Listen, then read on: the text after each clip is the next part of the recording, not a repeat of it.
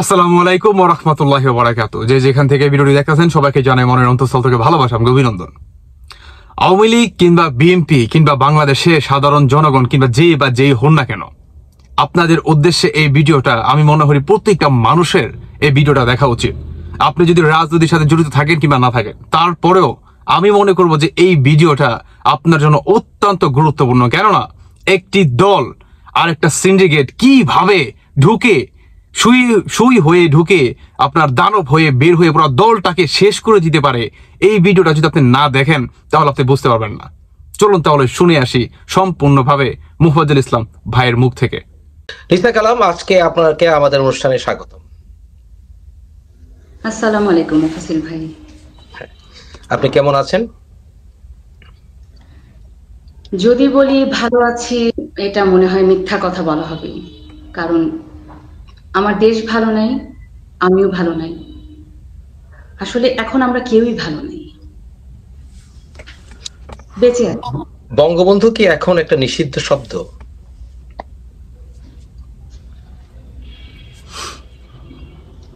বঙ্গবন্ধু এখন এই সিচুয়েশনে যদি বলেন হয়তোবা তাই। আমাকে অনেকে প্রশ্ন করে লিসা যে বঙ্গবন্ধু সম্পর্কে আমার ব্যক্তিগত অভিজ্ঞতা কি। আমি বলি, উনি আমাদের মহান নেতা। স্বাধীনতার সময়, স্বাধীনতার পেছনে ওনার চেয়ে বড় অবদান কারোই নেই, কিন্তু ওনাকে সমালোচনা করা যেতেই পারে এবং আমিও অনেক ক্ষেত্রে করেছি। আমি জিয়াকে খুব ভালোবাসি, এটা সবাই জানে, কিন্তু অ্যাট দ্য সেম টাইম বঙ্গবন্ধুর যে অপমান, রাষ্ট্রীয়ভাবে যে অপমান আজকে দেখছি, স্বাধীনতার পর থেকে এখন পর্যন্ত সেই অপমান আমরা দেখিনি। এই বিষয়টিকে আপনি কিভাবে দেখছেন একজন সাংস্কৃতিক কর্মী হিসেবে? আসলে ভাইয়া, আমি মনে করি যে বঙ্গবন্ধু তো কোনো দলের না, বঙ্গবন্ধু কোনো গোষ্ঠীর না। বঙ্গবন্ধুকে আমরা আসলে নিজেরাই দলীয়ভাবে তাকে বেঁধে রেখেছিলাম, কিন্তু আমি মনে করি যে বঙ্গবন্ধু আমাদের জাতির পিতা। বঙ্গবন্ধু সবার সবার। এখন বঙ্গবন্ধুকে দলীয়করণ, এটা আমি ব্যক্তিগতভাবে আসলে করতে চাই না, যেই ভুলটা আমরা আমরা হয়তোবা গত অনেকগুলো বছরে করেছি। বঙ্গবন্ধু আমাদের সবার, আর বঙ্গবন্ধুর অসম্মান, এখন এই কথাটা যদি উত্তর দেই, আসলে বঙ্গবন্ধুকে কেন অসম্মান করা হলো, আমার কেন জানি মনে হয় যে এটার জন্য মনে হয় আমরা নিজেরাই দায়ী। কারণ বঙ্গবন্ধুর মতো একজন মহামানবকে আমরা গত 15-16 বছরে খুব হালকা করে ফেলেছি। মুফাজ্জল ভাই, আমার ক্ষুদ্র জ্ঞানে তাই মনে হয় যে বঙ্গবন্ধুকে এই যে মানে কথায় কথায় এই লীগ সেই লীগ, আপনার মানে বঙ্গবন্ধুকে সারাদিন যে মানে যে কোনো কিছুতে বঙ্গবন্ধুকে নিয়ে চলে আসা, কারণ বঙ্গবন্ধুকে তো প্রমাণ করার কিছু নাই, উনি তো প্রমাণিত। কিন্তু বঙ্গবন্ধুকে নিয়ে গত 15 বছর যথেষ্ট কচলানো হয়েছে। ওনাকে নিয়ে ব্যবহার করা হয়েছে, ওনার নামকে, ওনার মূর্তিকে, ওনার ইমেজকে, ওনার ভাষণকে নানানভাবে পথে মাঠে ঘাটে ব্যবহার করা হয়েছে। আমি ব্যবহার শব্দটি ব্যবহার করছি, ব্যবহার করা হয়েছে। এই ব্যবহার করার কারণে যারা প্রকৃত আওয়ামী লীগের কর্মী বা যারা দেশপ্রেমিক, যারা সংস্কৃতি কর্মী, তাদেরকে ভুগতে হয়েছে। এটা কি সত্যি? ডেফিনেটলি এটা সত্যি।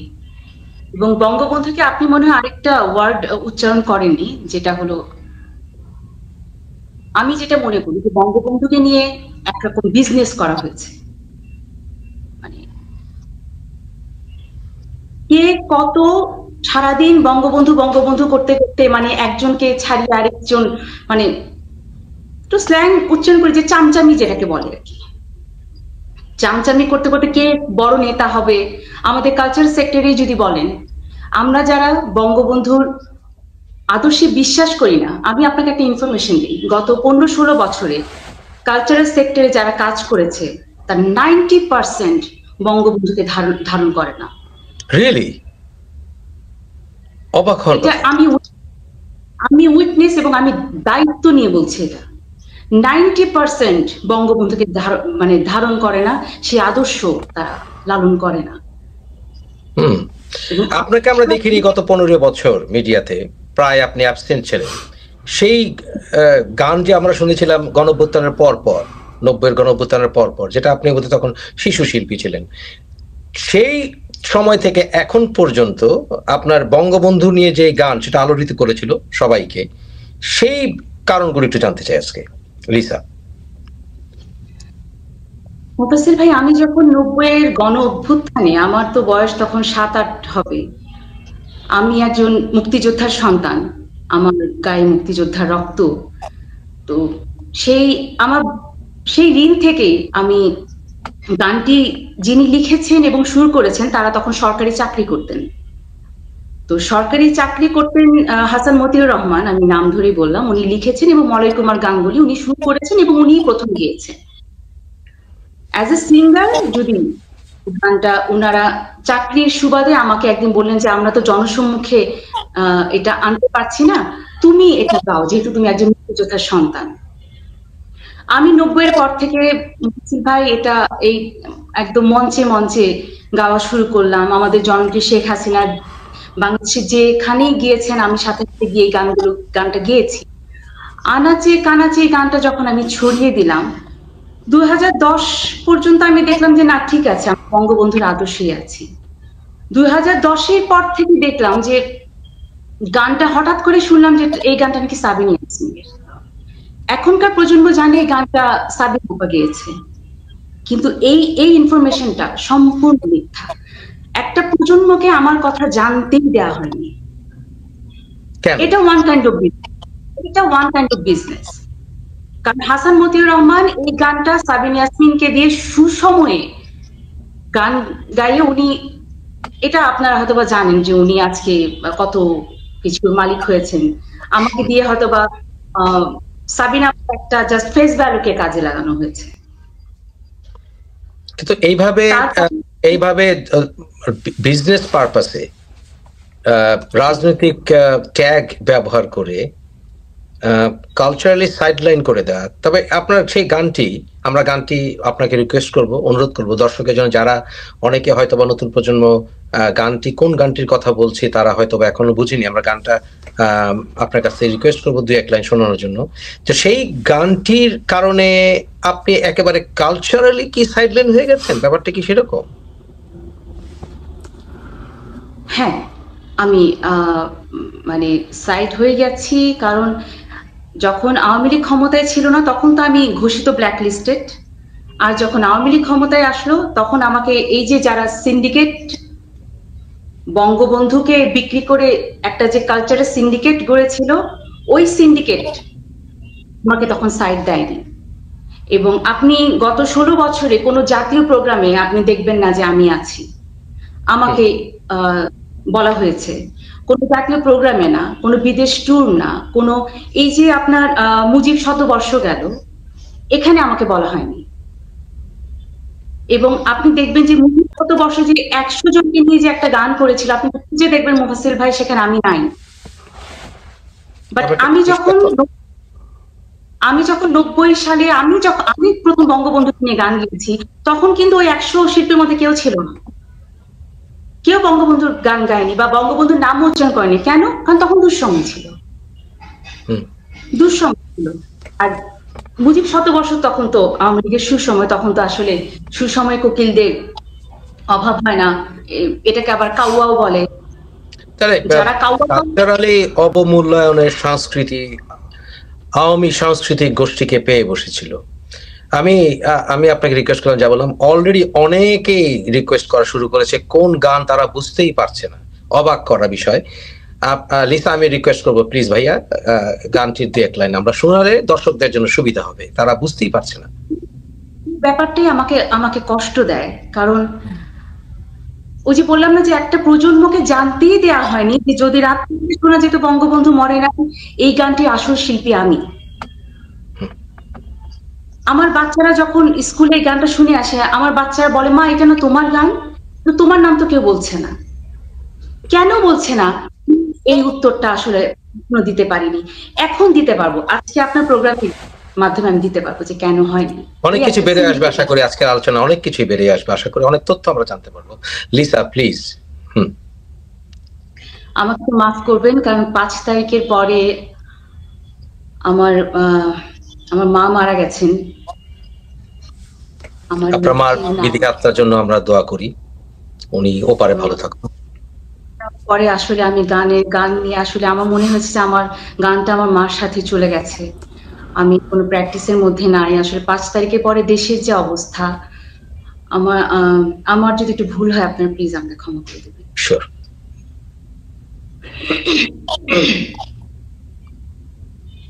যদি রাজপথে আবার মিছিল হতো, বঙ্গবন্ধুর মুক্তি চাই, মুক্তি চাই, মুক্তি চাই, তবে বিশ্ব পেত এক মহান নেতা, আমরা পেতাম ফিরে জাতি। তবে বিশ্ব পেত এক মহান নেতা, আমরা পেতাম ফিরে জাতি। যদি রাত পোহালে শোনা যেত বঙ্গবন্ধু মরে নাই, যদি রাত পোহালে শোনা যেত বঙ্গবন্ধু মরে।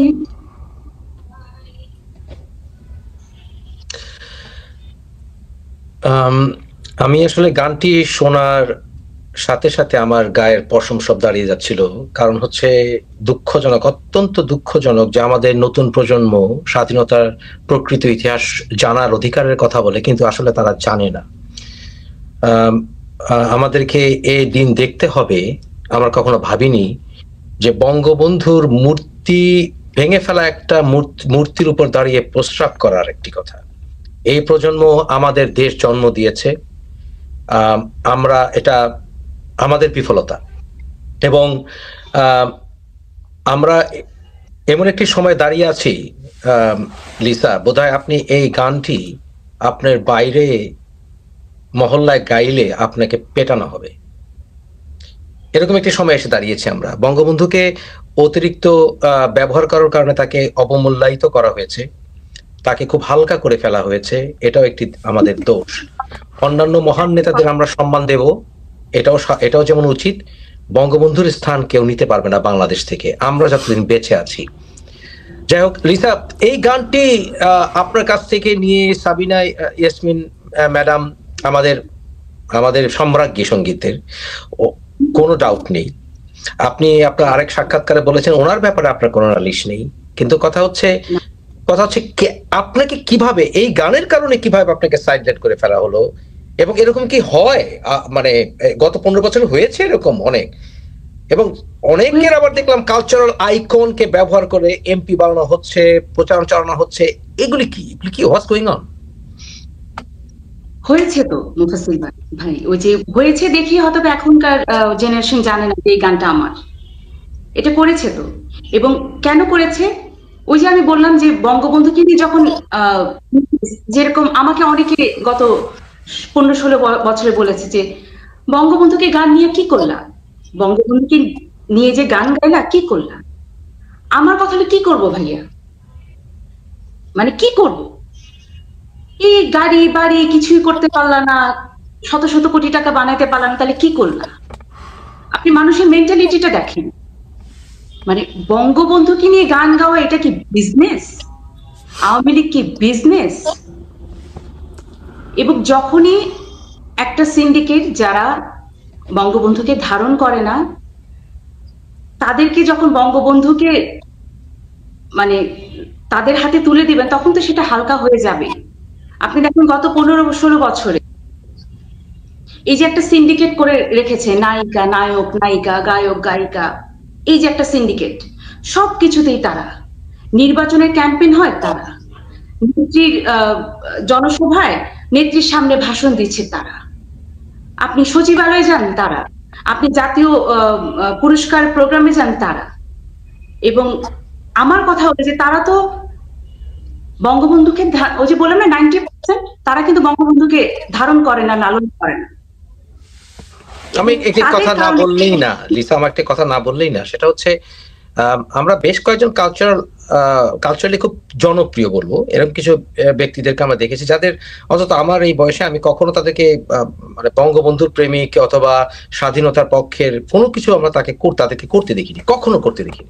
এর ভিতরে দু একটা নাম না বললেই নয়, সেটা হচ্ছে পার্লামেন্টে দাঁড়িয়ে যখন আমরা মমতাজের গান শুনেছি, আমি কিন্তু মমতাজের কখনো কোনো অ্যাক্টিভিটিস এর আগে দেখিনি, যে হঠাৎ করে তার মতো মানুষ কিভাবে বাংলাদেশ আওয়ামী লীগের এমপি হয়ে যায়, অথবা 32 নম্বরের থেকে কিভাবে ফেরদৌস এমপি হয়, আমি এগুলো বুঝি না, আমাকে একটু বোঝাবেন প্লিজ। আমি আপনাকে তাহলে একটা কাহিনী বলি।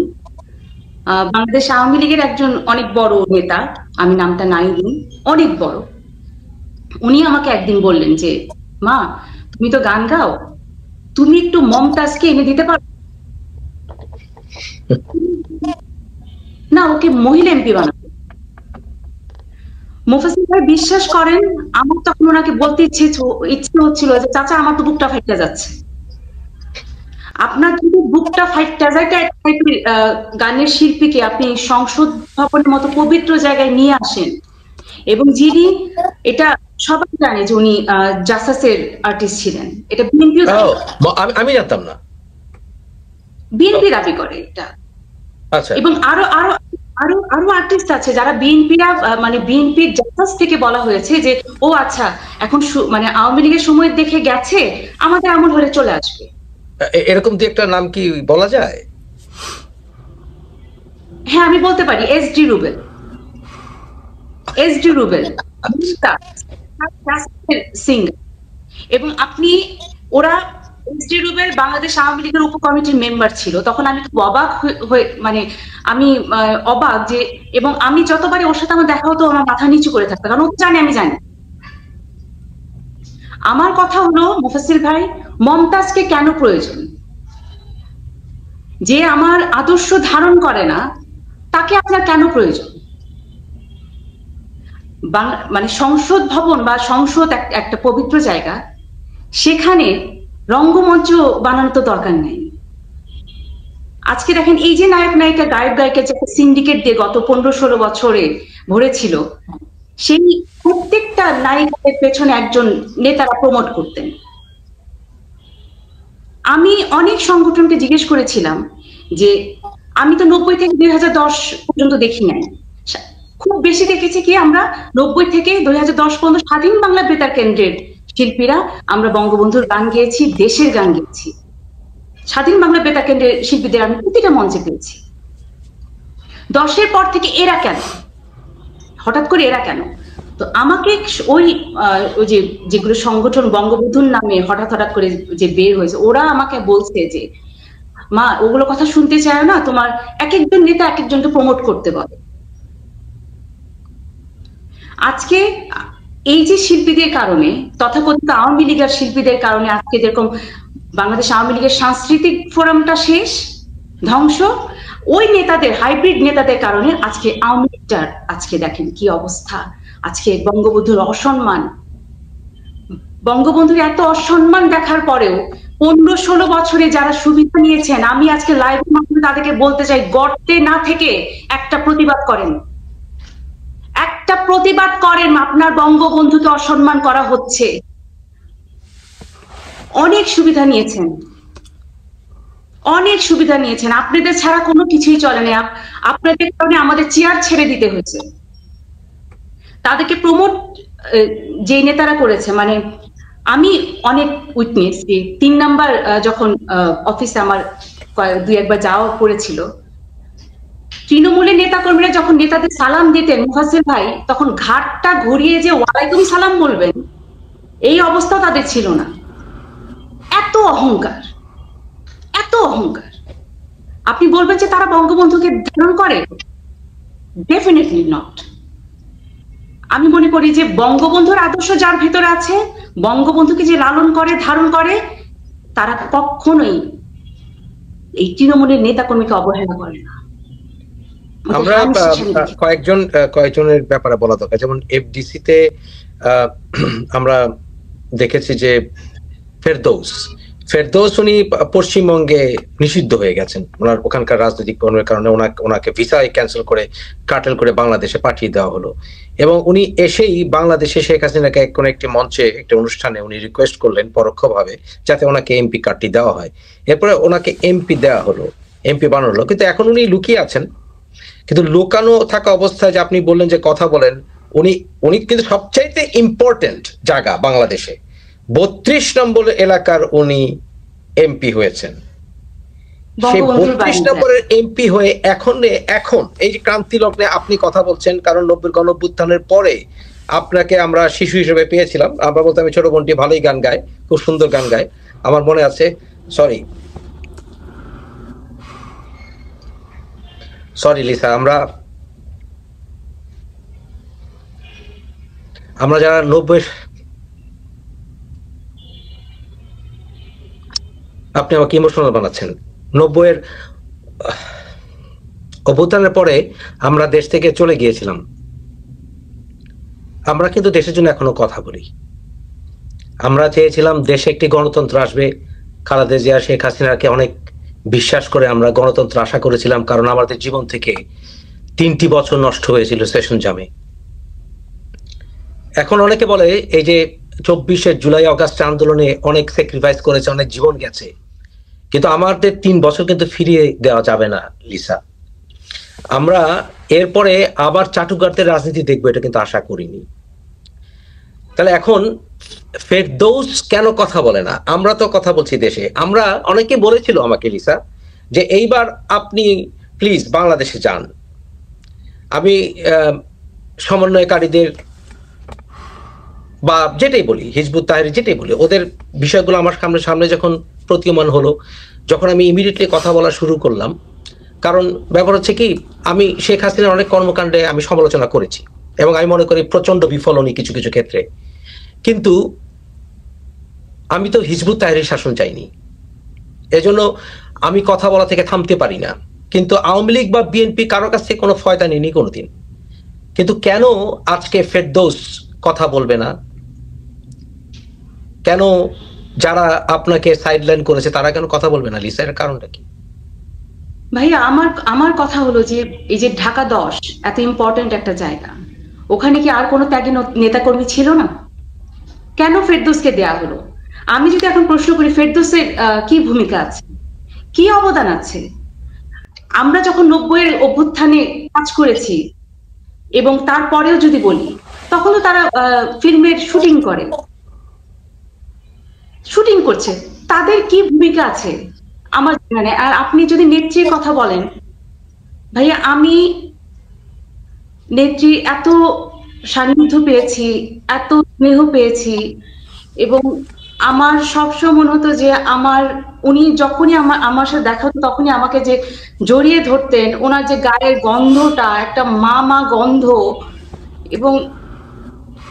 এবং আমার একটা সময় মনে হতো কি যে ওনাকে একটা বড়ই তৈরি করে রাখা হয়েছে। উনি অনেক কিছু জানতেন না, ওনাকে অনেক কিছু জানতে দেয়া হয়নি। আমি আপনাকে 1-2 দিনের কথা বলি যে আমি একদিন গণভবনে গিয়েছি ওনার সাথে দেখা করতে।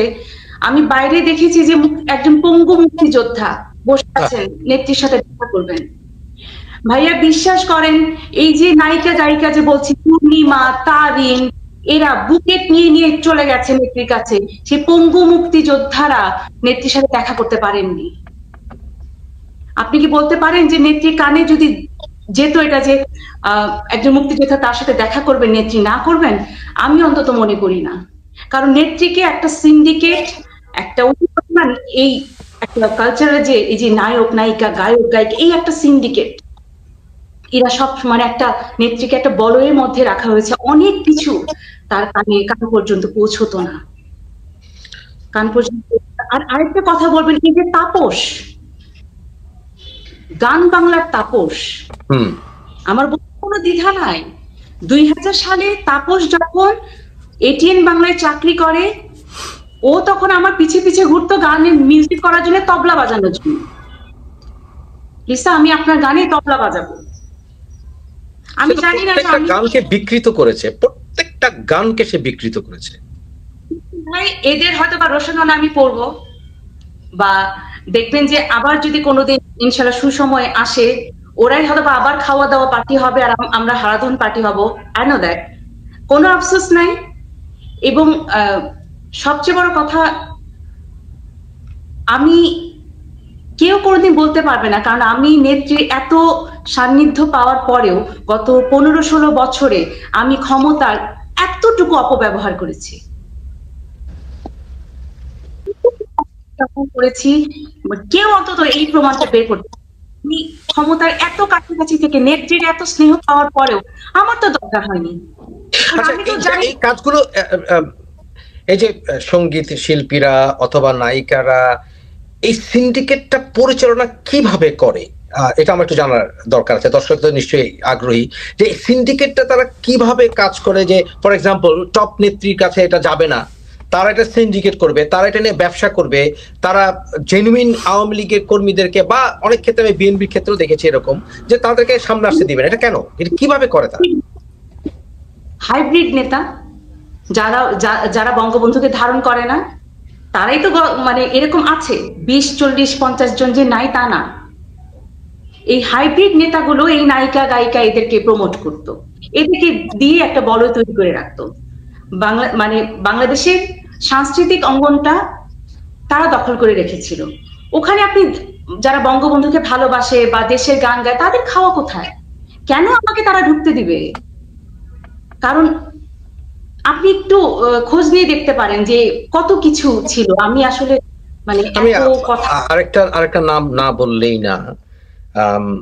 আজকে যেটা যাকে নিয়ে প্রচন্ড তর্ক বিতর্ক হচ্ছে, এরকম কিছুক্ষণ আগে আপনি বললেন যে জাসাস থেকে মমতাজ এসছে, সেটা আমার জন্য খুব সারপ্রাইজিং ছিল, কারণ আমার এটা জানা ছিল না। আমি আবার ওদিকে দেখলাম বিএনপির মনির খান, উনি তো চলেই গেছেন বিএনপি থেকে, উনি বলেছেন যে চিকন বুদ্ধি ওনার নাই। এটা একটা মানে একটা ইম্পর্টেন্ট কথা উনি বলে গেছেন সেখানে। তার আমার প্রশ্ন হচ্ছে, এই আমি মোস্তফা সরোয়ার ফারুকী, নামটা না বললেই না, মোস্তফা সরোয়ার ফারুকী, উনি আমরা দেখলাম যে উনি গত 15 বছরে অনেক ফায়দা নিয়েছেন, যে আমাকে যে কথাই বলুক অনেক ফায়দা নিয়েছেন। এখন হঠাৎ করে উনি এই অ্যাডভাইজার হয়ে গেলেন। এই how do you take this? আমি আসলে ফারুকী ভাই সম্পর্কে অত কিছু জানি না, বাট আমি ওর ওয়াইফ সম্পর্কে জানি। তিশা আমার অনেক ছোট, এবং আমার 91 সালে আমার একটা ক্যাসেট ছিল বঙ্গবন্ধুর উপরে, এলাস ঢাকা আসবেই, বাংলাদেশের এখন পর্যন্ত সবচেয়ে বিক্রি হওয়া একটা ক্যাসেট। এবং আমি এতটুকু জানতাম যে তিশা ওই আমার ক্যাসেটের গানগুলো 96-এ গানগুলো গাইতো। তো আমি 96 খুব স্বপ্ন দেখতাম যে ভালো ভালো মঞ্চে আমি গান গাইবো। তো 96 পরে দেখি যে ওই জায়গাটা আস্তে আস্তে তিশার দিকে চলে যাচ্ছে। 96 থেকে যে যেখানে আমার গান গাওয়ার কথা বঙ্গবন্ধুকে নিয়ে, ও নতুন করে চ্যাম্পিয়ন হয়ে ও মানে গেয়ে দিচ্ছে। এখন আপনি যে কথাটা বলছেন, এই অবাকটা আমিও হয়েছি। মানে বললাম না যে 90% যারা গত 15-16 বছরে মুখে বঙ্গবন্ধু শেখ হাসিনা বলতে বলতে ফেনা উঠায় ফেলতো, তারা আজকে কিভাবে পোল্টি মারে আমার আসলে এটা বোধগম্য হয় না। আর আপনি বলেন যে আমি আপনাকে আরেকটা ঘটনা বলি, এটা না বললে হয়তো বা আমার হজম হবে না। আমি মুজিব শতবর্ষে এই যে একটা এত বড় একটা আয়োজন ছিল, আমাকে বলা হয়নি। আমি রিকোয়েস্ট করার পরেও আমাকে বলা হয়নি, মানে ওখানে ডাকা হয়নি। তো আমি এই জন্য বললাম যে খুব কষ্ট হলো যে আমি 90 সাল থেকে যখন বঙ্গবন্ধুকে নিয়ে কেউ গান গাইতো না, তখন থেকে আমি গাই, তাহলে আমি কেন করব না? তখন আমার ডায়েরি খুলে দেখি যে আমার কাছে বঙ্গবন্ধুকে নিয়ে 100 গান আছে। আমি তখন নিজস্ব অর্থায়নে মুফাসসির ভাই 100 গান রেকর্ড করলাম। এবং আপনি খোঁজ নিয়ে দেখতে পারবেন যে কোন গ্রেট লিডারকে নিয়ে পৃথিবীর কোন একক সিঙ্গার। কিন্তু বাধাটা দেওয়ার কারণ কি? আমরা বুঝলাম যে ফর এক্সাম্পল আপনি আপনার গান ওখানে নিয়ে গেছে এবং অনেক ধান্দাবাজরা সেখানে এসছে, মুজিবের ইমেজকে ব্যবহার করে অথবা আওয়ামী লীগের তোষণ করে তারা নানা ফায়দা নিয়েছে, কিন্তু আপনাকে বাধা দিয়ে রাখার কারণটা কি? আমি একটা এই কাহিনীটা বলি, আপনি নিজেই আমাকে আনসারটা দিন, কারণ আপনি তো অনেক অভিজ্ঞ। মানে আমি তখন 100 গান করার পরে আমি যখন নেত্রী আমাকে সংসদ ভবনে তার অফিসে এটা মানে আমি তাকে দিতে গেলাম, উনি আমার সাথে প্রায় আধা ঘন্টা, এবং উনি খুব অবাক হলেন যে আমি জানি তুমি রাত পোহালে গিয়েছো, কিন্তু তুমি 100 গান গায়ে ফেলবে, এটা খুব অবাক ছিল। ঠিক আছে, তুমি একটা প্রোগ্রাম করো, কাদেরকে দিয়ে প্রোগ্রামটা, মানে এটা যেন সবাই জানে বঙ্গবন্ধুকে নিয়ে 100 গান করা হয়েছে। ভাইয়া আমি পরের দিন পার্টি অফিসে গেলাম, আমাদের সেক্রেটারি সাহেব যিনি ছিলেন বাংলাদেশ আওয়ামী লীগের, ওনাকে বলতে যে চাচা এরকম 100 গান বঙ্গবন্ধুকে নিয়ে এই প্রথম এটা একটা প্রচারটা করা লাগবে, আপনি এই প্রোগ্রামে আসবেন। আমার আজকে বলতে কোনো দ্বিধা নাই, বা আপনার প্ল্যাটফর্মে আমি এটা বলতেই পারি, উনি আমাকে যে আনসারটা দিয়েছিলেন, আমাদের এখন গান বাজনা শোনার সময় নেই। কিন্তু গান বাজনা তো থেমেছিল না। বঙ্গবন্ধুর 100 songs, বঙ্গবন্ধুকে নিয়ে গান, ওনার কাছে গান বাজনা। ওকে ফাইন, আমি তখন ওখান থেকে মোটামুটি কান্না করতে করতে বাসায় আসছি। আসার পরের দিন আমি দেখি উনি বইমেলায় যে 2 নায়িকার প্রেমের কবিতার বই উদ্বোধন করেছেন, এবং আমি দিনই বুঝতে পারছি আওয়ামী লীগের অবস্থা শেষ, বঙ্গবন্ধু ওখানেই শেষ। একটা সংস্কৃতি অঙ্গনটি আওয়ামী লীগের সময়ও সংস্কৃতি অঙ্গটি আওয়ামী লীগের নাম ভাঙিয়ে করাপশন চরম পর্যায়ে ঠেকেছিল, চরম পর্যায়ে। আমি আপনাকে কি বললাম যে আওয়ামী লীগের সেক্রেটারি যদি বঙ্গবন্ধুকে গান বাজনা বলে, ওনার টাইম নাই বঙ্গবন্ধু 100 songs উদ্বোধন করার, ওটা গান বাজনার টাইম না, বঙ্গবন্ধু কিনি। উনি একদিন পরে নায়িকার বই উদ্বোধন করতে বই মেলায় ছুটে যান, ওটার জন্য ওনার কাছে টাইম ছিল। বলেন এটাকে কি বলবো, কি বলবো? মানে তৃণমূলের নেতাকর্মীরা তাদের কাছ থেকে অবহেলা পেয়েছে, এবং এই খবরগুলো নেত্রী পর্যন্ত পৌঁছাতো না। নেত্রী জানতেন না যে তার তৃণমূলের নেতাকর্মীরা এত কষ্টে আছে, অপমানিত হচ্ছে, অবহেলিত হচ্ছে, এটা নেত্রী জানতেন না। আমার অন্তত মনে হয় না, আমি যতটুকু ওনাকে দেখেছি। আমি মুফাসসিল ভাই কেন বললাম এই কথা, অগস্টে আমি জাস্ট এতিম হয়ে গেছি, আমার 2 মাই চলে গেছে।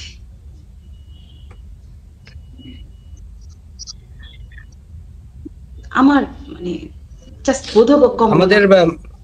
আমাদের বাংলাদেশে আমরা এই ব্যাপারটি যে শুধুমাত্র আওয়ামী লীগের আমলে দেখেছি এক সাইড, তা নয়, এটাও সত্য যে শাহনাজ রহমতুল্লাহ উনিও অনেক আক্ষেপ নিয়ে উনি মারা গেছেন, এবং আমরা অনেককেই দেখেছি, সৈয়দ আব্দুল হাদীর কথাও আমরা জানি, ওনারাও নানানভাবে ভিকটিম হয়েছিলেন রাজনীতির। কথা হচ্ছে রাজনীতি কেন সাংস্কৃতিক অঙ্গনকে আবদ্ধ করবে? সংস্কৃতি এমন একটা বিষয় যেখানে সবার মুক্তভাবে প্রকাশ করার, নিজের কালচারকে প্রকাশ করার একটা বিষয় থাকবে, কিন্তু কেন সংস্কৃতিকে রাজনীতি কন্ট্রোল করবে? এটা কেন হয় লিসা? এটা কি আপনি দলগুলোকে দোষ দেবেন? তাই তো আমার তো মনে হয় না। আমি যতটুকু দেখেছি এটা তো দলের চেয়ে আমার মনে হয় যে আমরা যারা আর্টিস্ট, আমরা যারা সুবিধা নিতে পছন্দ করি, আমরা যারা রং পাল্টাই, আমি যাদেরকে পোল্টিবাজ বলি, আদর্শহীন বলি, তারা এই দল পাল্টায়। আপনাকে আরেকটা কাহিনী বলি, আমি যখন বঙ্গবন্ধুকে নিয়ে 100 গান করি, তখন আপনি আসিফ আকবরকে নিশ্চয়ই চেনেন। অবশ্যই। ও কিন্তু আসিফ আকবর বিশ্বাস করছি না, প্রথম ফোনটা আমি আসিফের কাছ থেকে পাই। আচ্ছা, আসিফ আকবর আমাকে ফোন করে বলছে যে লিসা কালাম, জাস্ট আমি আপনাকে স্যালুট জানাই যে আপনি বঙ্গবন্ধুকে নিয়ে 100 গান গাওয়ার মতো হিম্মত রাখেন, আপনি রিয়েল, সব এবং আপনি বলেন যে আজকে আমি একদম নামটা বলতে আমার কোনো সমস্যা নাই, আসিফকে দিয়ে কিন্তু কখনো আদর্শচ্যুত কেউ করাতে পারেনি না। ও আমার অনেক জুনিয়র ন্যান্সি নামে একজন সিঙ্গার, ওকে কিন্তু কেউ আদর্শচ্যুত করতে পারেনি। আপনি আমাকে বলেন, কেউ পারেনি, কারণ আমি বঙ্গবন্ধুকে ধারণ করি। ওরা একটা আদর্শে আদর্শিত, ওরা তো নিজে থেকে বিক্রি করে দেয়নি। তাহলে এই যে গত 15-16 বছর যে শিল্পীদের সিন্ডিকেটটা ছিল, আমি তো যাদেরকে দেখেছি যে বললাম না যে বঙ্গবন্ধু বঙ্গবন্ধু শেখ হাসিনা বলতো অস্থির, তাদেরকে দেখে আমাদের চেয়ার ছেড়ে দিতে হতো। তাদেরকে নিয়েই তথাকথিত নেতাদের যত ধরনের কাজকর্ম ছিল, তারা কেন আজকে পোল্টি? হ্যাঁ, এবং আজকে যে বঙ্গবন্ধুর এত অসম্মান, আমার কথা হলো যে এখন আমি যদি বলি যে due to respect Sabina ma'am, একটা প্রতিবাদ করেন প্লিজ, একটা প্রতিবাদ করেন। বঙ্গবন্ধুর অনেক অসম্মান হয়েছে। আমি আসিফ আকবরের দৃষ্টি আকর্ষণ করছি। আমি আমার দর্শকদেরকে বলবো, প্লিজ কাইন্ডলি এই ভিডিওটি আসিফ আকবরের কাছে ফরওয়ার্ড করে দেবেন। আমি আসিফ আকবরকে রিকোয়েস্ট করব যে জিয়ার আদর্শে আপনি বিশ্বাস করেন, আমিও জিয়াকে খুব ভালোবাসি, কিন্তু আপনি কাইন্ডলি আপনার নিজের দায়িত্ববোধ থেকে বঙ্গবন্ধুর প্রতি যে অপমান করা হচ্ছে, আমি দেখলাম গতকাল সমন্বয়কারীরা তারা আমাদের মুসলিম নেতা মাওলানা ভাসানীর, ওনারা কবরে গেছেন। আমি মাওলানা ভাসানীকে আমরা সবাই শ্রদ্ধা করি, কিন্তু এট দ্য সেম টাইম বঙ্গবন্ধুর মৃত্যুবার্ষিকীতে কেউ যায়নি। আপনি বঙ্গবন্ধুর প্রতি শ্রদ্ধা আপনি রাখেন, বোঝা যাচ্ছে। বঙ্গবন্ধুর প্রতি যে অশ্রদ্ধা দেখানো হচ্ছে, তার সমালোচনা হোক, আমি যাই বলছি সবার সমালোচনা, কেউ সমালোচনা উঠবে না, কিন্তু তার প্রতি যে অসম্মান দেখানো হচ্ছে এর বিরুদ্ধে আপনারা প্রতিবাদ করুন। বিশেষ করে যারা 15 বছর যারা ফয়দা নিয়েছে লিসা, তারা কেউ কথা বলবে না। যেমন আওয়ামী লীগের হাজার হাজার নেতা কর্মীরা এখন নানা প্রকার অত্যাচার নিপীড়ন আছে। এই মুহূর্তে আমি বলবো গণহত্যা চলছে, আওয়ামী লীগ নেতা কর্মীদের গণহত্যা চলছে, চলমান, জেনোসাইড শেষ হয়নি। কিন্তু এট দ্য সেম টাইম যারা ওই যে কয়েকশো নেতা, বিশেষ করে যারা হাজার হাজার কোটি টাকা লুটেছে, তারা একজন কথা বলছে না লিসা, একজন কথা বলছে না। ঠিক একইভাবে কালচারাল লাইনে যারা ডেডিকেটেড, যারা কিনা মুক্ত চিন্তা করে, তারা কেন কথা বলবে না? লিসা, তাদের উদ্দেশ্যে আপনি যদি কিছু বলেন আরেকবার প্লিজ। আসলে আপনি কারো অবদান অস্বীকার করতে পারবেন না। আপনি মৌলানা ভাসানী, হোসেন সোহরাওয়ার্দী, শেরে বাংলা, বঙ্গবন্ধু, জিয়াউর রহমান, আপনি কারো অবদান অস্বীকার করতে পারবেন না। আপনি কোনো মুক্তিযোদ্ধাকে অপমান করতে পারবেন না, কিন্তু মুক্তিযোদ্ধার অপমান হচ্ছে। এবং আমাদের শিল্পীদের দায়িত্ব কিন্তু সেটাই। আমরা এক একটা দলের আদর্শে আদর্শিত হতেই পারি, বাট আরেকজনের অসম্মান আমরা তাকিয়ে দেখবো, আমার মনে হয় যে এটা ঠিক না। এক কথায় ভাই আমি ভাষা হারাই ফেলতেছি, ঠিক আছে? মানে এখন যে আসলে কি বলবো, বলার মতো কোনো ভাষা নাই। এই যে সিনেমা পাড়ার যে ব্যক্তিরা, মানে এদের মাধ্যমে দলটা পুরো একদম চীর্ণ বিচীর্ণ হয়ে গেছে, সম্পূর্ণ শেষ হয়ে গেছে। আওয়ামী লীগের যত বড় বড় নেতা কর্মীরা আছে সম্পূর্ণভাবে তাদেরকে তাদের দিকে কিভাবে আকর্ষণ করে যে নিয়ে গেছে, দলটাকে একটা এন্টারটেইনমেন্ট বানায় ফেলাইছে, মানে ভোগ আর হচ্ছে বিলাসিতা বানায় ফেলেছে। হ্যাঁ, যেমন ভাবে আপনার এই সিনেমা পাড়ার যে কিছু লোকজন, এরা হচ্ছে টাকা ইনকাম করার জন্য এদেরকে ইউজ করছে, বা আপনার দলটাকে ইউজ করছে। বুঝতে পারছেন? যে আপনার বুঝেনি তো আসলে আর ভাইঙ্গে আর কি বলবো ভাই, বুঝতে পারছেন? এই হচ্ছে বর্তমান বিষয়টা। এই সিনেমা পাড়া, এই ফেরদৌস, পূর্ণিমা, যেই বা যারা থাকে, এদেরকে আমি মনে করি অতি দ্রুত আইনের আওতায় এদেরকে সবার আগে আনাও আপনার উচিত। কারণ এদের কারণে দেশভক্তি বা দেশের প্রতি যেটা ভালোবাসা একটা দল কেন আসে, এই জিনিসটা থেকে আমরা অনেক অনেক লক্ষ কোটি গুণ মনে করেন দূরে সরে যাই। আমরা পড়ে যাই ওদের মনে করেন রূপচর্চার রূপের কাছে। হ্যাঁ, এভাবে বলতে হয় যে ওদের রূপের কাছে, ওদের যৌবনের কাছে আমরা মনে করেন নিজেদের বিকৃত করে ফেলছি। বিধায় আজ দলটার এই অবস্থা। আপনি মানেন কিংবা না মানেন, জিনিসটা কিন্তু আপনার একটা সময় কিন্তু সেই দিকে কিন্তু নিয়ে যায়, তাই নয় কি? হ্যাঁ, এটাই। তাই বলবো এদের থেকে সাবধান।